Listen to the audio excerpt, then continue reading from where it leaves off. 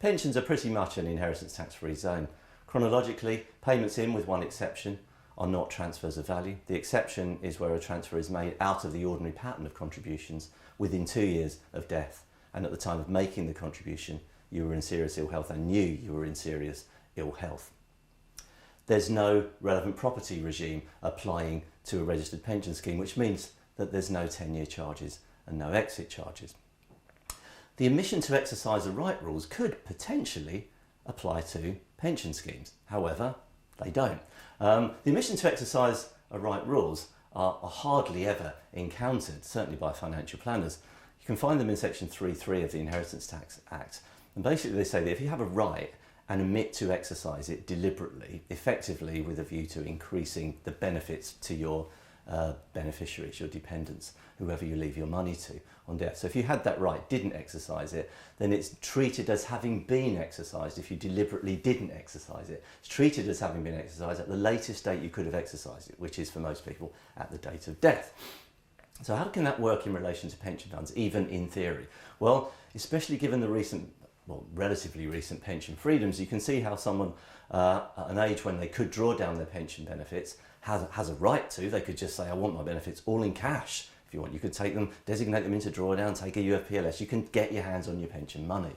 So if you decide not to do that deliberately and then you die, on the face of it, those benefits are outside of your estate. If you'd taken them and haven't spent them, they will be inside your estate. Therefore, you will have omitted to exercise a right. Revenue introduced legislation to ensure that that wouldn't be the case for those that had the right to designate their benefits to draw down, to actually take their benefits. However, what that provision didn't disqualify from the omission to exercise a right provisions were pension funds that had been designated to draw down but hadn't yet been drawn. To the extent they hadn't been drawn, you had the right to draw them but just didn't. So you'd gone one step further than if you hadn't even designated them to draw down.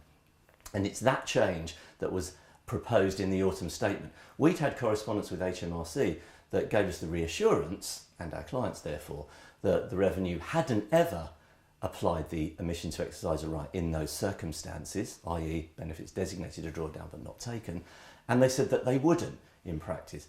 However, they've now gone that step further, which is hugely reassuring, to introduce legislation to make sure that that won't be the case. Well, it's not introduced yet, but it will be introduced and it will be retrospective should there be a case where the omission to exercise a right rules could have applied.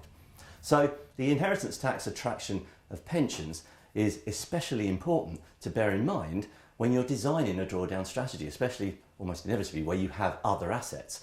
If you're looking to take money to live on, it doesn't really matter where that comes from as long as it's tax efficient. And if one of your key drivers then, as you're a little bit older, is to retain as much of your estate for your dependents, for your family, then not drawing down from the pension fund, it being inheritance tax free, would seem to be a sensible course to at least consider.